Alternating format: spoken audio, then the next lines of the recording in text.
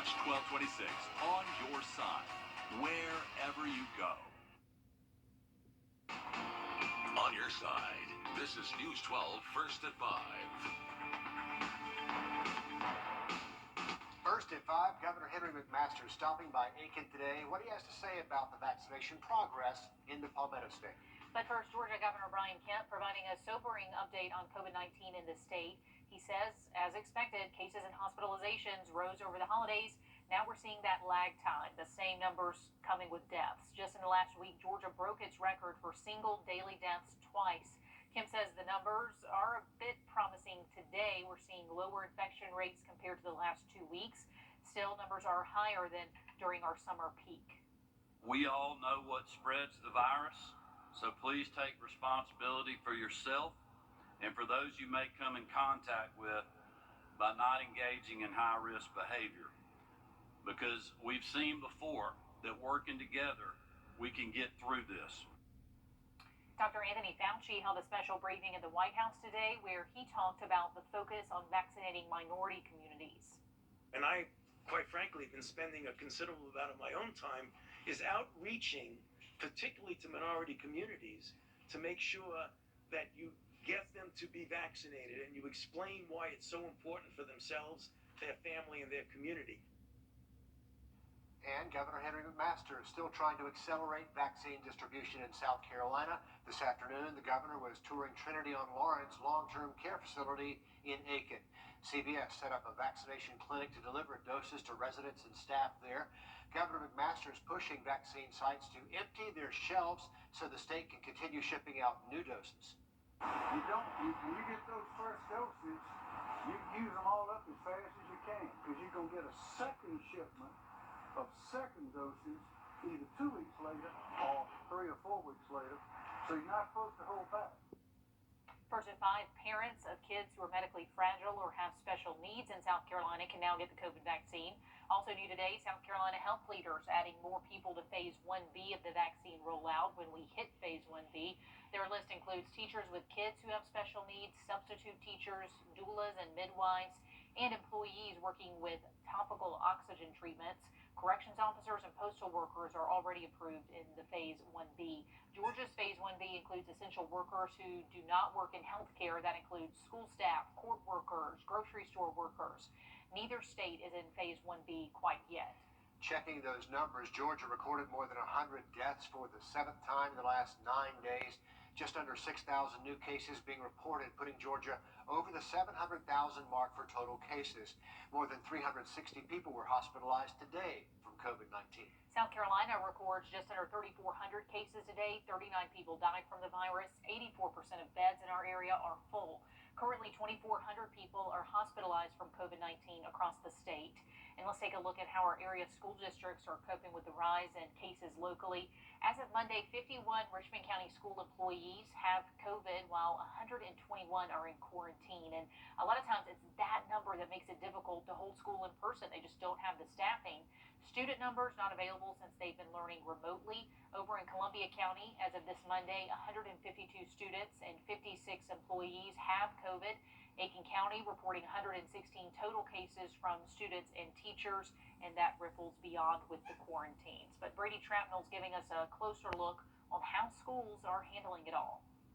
School districts across our area are all taking different approaches to this rise in cases after the holidays. But with hospitalizations at all-time highs, school officials are weighing their options. Here in Richmond County, the district is expecting about 60% of students in face-to-face instruction when they can do so. Meanwhile, Edgefield County schools transition to fully remote learning starting today. The superintendent says they wanted to be proactive as cases reached a threshold they weren't comfortable with. Aiken County Schools says they will stay on a hybrid schedule until community spread and cases dictate otherwise. And over in Columbia County, students will continue learning face-to-face 5 days a week. Superintendent Dr. Sandra Caraway says despite cases being in double digits at their high schools, there's no need to change their learning model. They're safe. Safer than they would be out in the public, mixing and mingling and hanging out together. If they are practicing the good measures that we have in place, which we do require, they should not be exposed to the virus while they're with us. Richmond County schools plan to go back to face-to-face learning starting next week, but school officials say that all depends on health recommendations. More on that on News 12 at 6 o'clock. Reporting in Augusta, Brady Trapnell on your side.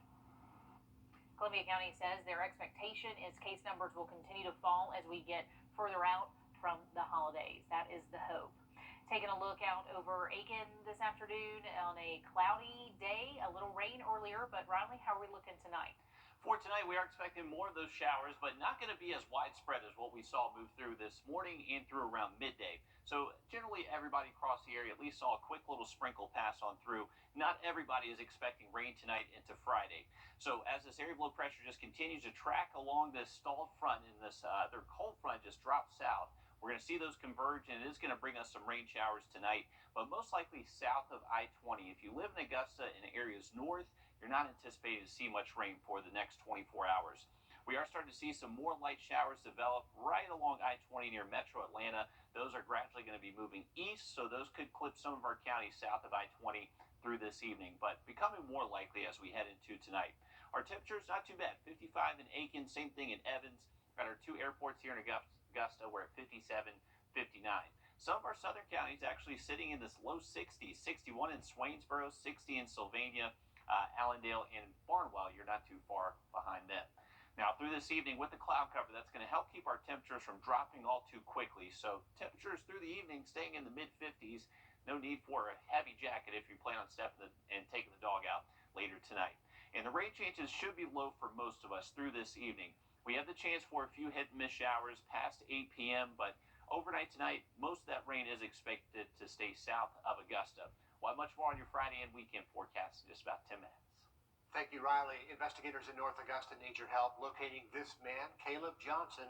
Officials want to question him about a shooting at Rivers Edge Apartments that happened January the 7th. Officers say Johnson has been reluctant to respond. If you have any information where he might be, let North Augusta Public Safety know. Right now, he is not considered a suspect in that case. Columbia County officials searching for 16-year-old Summer Martin. They tell us the runaway was last seen on Indian Creek Road in Martinez back on the 2nd of January.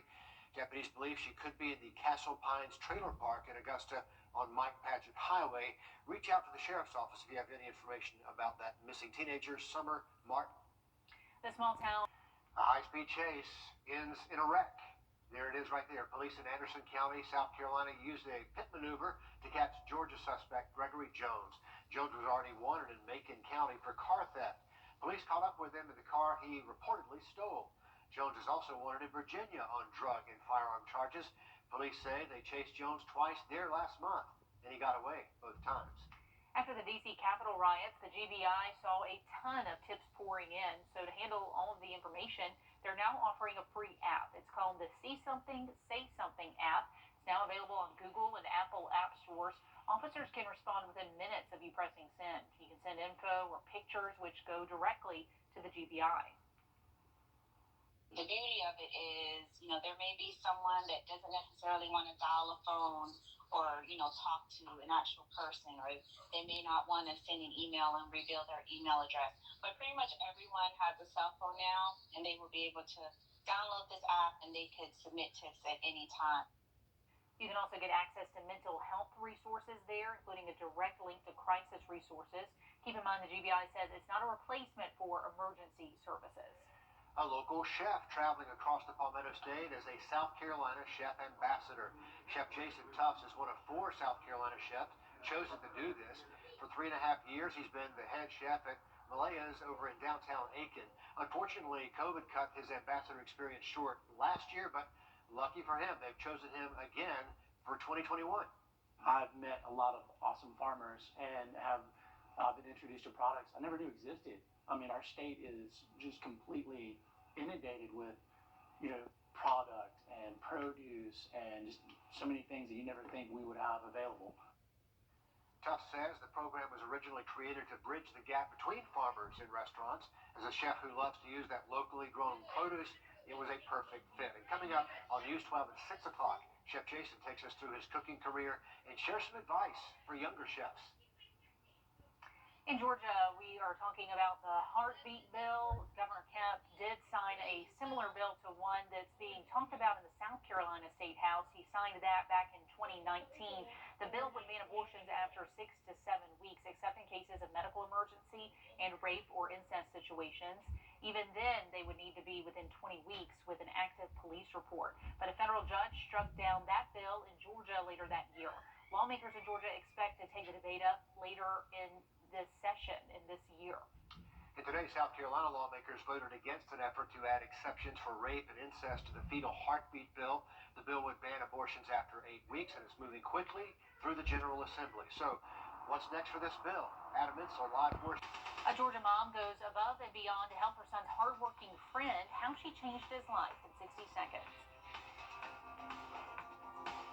Parent, zip code, and location ready to qualify. Call 800-475-6702.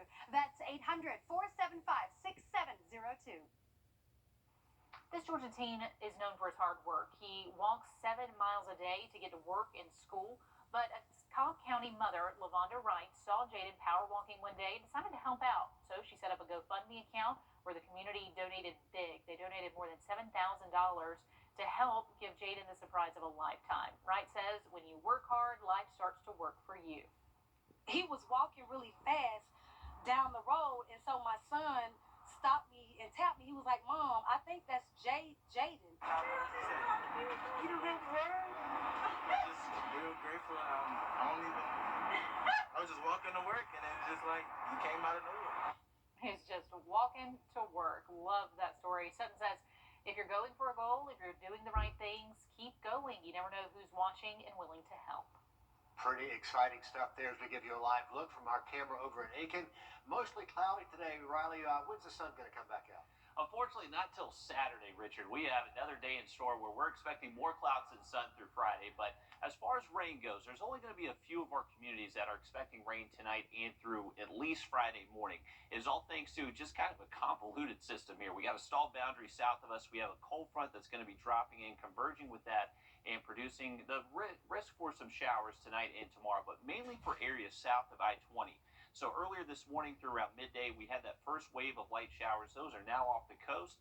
Now we're tracking some showers now starting to redevelop south of I-20 near Metro Atlanta. Those are going to continue streaming through this evening. Could clip us here in Augusta, but rain chances mainly confined to areas south of town. So through our southern counties, places like Sandersville, Louisville, Waynesboro, Millen, Swainsboro, Sylvania, y'all will be the spots tomorrow that have the best chance to see rain moving through tomorrow morning through around midday. By tomorrow afternoon, we're expecting everybody to be generally dry, and we're actually expecting some clearing across our northern counties by tomorrow afternoon.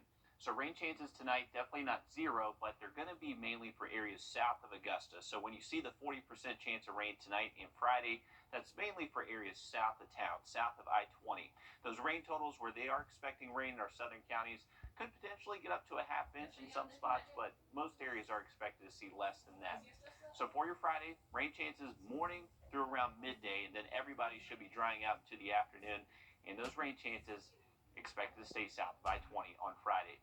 Here's a look at it hour by hour. Few showers streaming through this evening, mainly for our areas south of Augusta. Same thing tonight and for the first part of your Friday, and then into the tomorrow's afternoon and evening, we are expecting clear skies. Waking up with clear skies for your Saturday. Saturday afternoon should be perfect. Mid to upper 50s and plenty of sun to start off the weekend. By Sunday, we do bring in a few more clouds. We'll call it partly sunny, and that'll be a sign of rain moving in by Monday. But those temperatures early next week looking a lot better, finally hitting the 70s. An Alabama man was struggling to find a place to get his wife a vaccine she desperately needed. Right, she has some underlying medical conditions which made her even more vulnerable to the disease. But the husband was determined to get the vaccine for his wife any way he had to do it, even if it meant driving for hours. Moriel Bailey has the couple's story. Mark and Connie Wallace are one step closer to being protected from COVID-19. This is just God's grace as far as I'm concerned. I don't believe in luck, coincidence, chance, karma, any of that. I believe in God's grace. Last weekend, the couple drove almost 2 hours from their home in Shelby County to Carroll County, Georgia, to get vaccinated. They knew that we were coming from out of state, and they said that that was fine. So we didn't feel like we were pushing anybody else out, which we didn't want to do. Mark Wallace made it a priority to get his wife, Connie, vaccinated. She's 68 and has underlying health issues. After countless searches, he was able to book an appointment online with the Georgia Publix pharmacy. I'd actually been on the Florida site trying to get a vaccine for her in Bay County. I would have gone 8 hours away if I'd had to. After the shot, it was a moment of gratitude. Well, I started thinking Connie was having a reaction because she was getting so emotional, but it was not from the shot. It was just, again, I was so excited. So thankful. I'm very thankful that we were able to get it. To remember that thankfulness, they plan to hold on to their vaccine appointment card. This card is going in that blessing box. This is just another one of those great blessings that we have gotten from God. Willing to drive. I know a lot of people are really desperate for the vaccine at this point. Yeah, waiting is the hardest part right now from coast to coast. So a lot of people are crossing the state line just to try to get that shot. Age, nothing but a number for these volunteers. Most of them seniors who wake up every day to help feed families. How they're defying age and serving the community. I'm not exactly sure what I'll be doing when I'm 80. Hopefully it's making half the difference these Florence seniors are making. We should all be so lucky. We're talking about some seniors who are giving up their retirement years just to serve their community. Sam Bowman takes us to the Manor House. Long before the cars arrive, a group of volunteers at the Manor House prepare to serve. On Zone B, I got Sean. A group that consists mainly of seniors. How old are you? 78. I'm 80 years old. I just turned 80. 85. 87. But don't let their age fool you. Yeah, we're going to get it done, Sam. When it's time to work, they're ready and willing. In fact, sometimes a little too willing. You have to cut them off sometimes. Yeah. We do. You can't do that. When Liz Quarterman first started working at the Manor House, she had the same question many of you may have. I've asked them many times, what drives you to come here? And naturally, they give you a variety of answers. I don't want to sit home and watch TV all day. Well, I need to keep moving. Sitting in a chair gets bored. My wife at home would keep me busy anyhow. But in reality, they know what they're doing matters. It helps a lot of people. It really does. Leading by example. I mean, that's what we're supposed to do, serve others. And at the end of a long day, makes me feel good. So maybe here at the Manor House, they found a way to defy age. I mean, I thought that 70 would be old until I came here, and I realized that 90 is not old. Or maybe they've just found a way to make the most of whatever years they have left by giving that time to others. The need is in the community. I mean, where would these people, some of them live from food to one week to another. And it's just a blessing to do something for somebody else besides yourself. Well, they say with age comes wisdom, and it seems like they've certainly got it figured out. Yeah, they are living life to the fullest, and we appreciate those kinds of volunteers. We're back with more First at 5 in a moment. Coverage near you.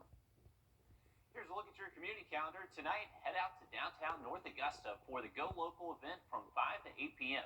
There's a ton of restaurants participating. You can grab a bite to eat. You can also shop. And most importantly, support all our great local businesses. It's sure to be a fun time for the whole family. So go out there and support all the great businesses we have here right down the road on Georgia Avenue. Here is a look at our numbers for today. We actually did get up to 60 at Bush Field. And if you were driving around this morning through around midday, you may have saw a few raindrops on your windshield. Nothing was heavy enough to actually be reportable at either of our airports here in Augusta, so that rain was very light. And not expecting much rain for us here in Augusta for the rest of this evening into tonight and Friday as well. Now, by early tomorrow morning, we may see a quick light shower. Not really anticipated to see much. All the rain tomorrow is expected to be mainly south of Augusta, and everybody clears out for the weekend. Coming up, a look at the booming home health care business here in spite of the pandemic. The news continues here, First at 5 in 3 minutes.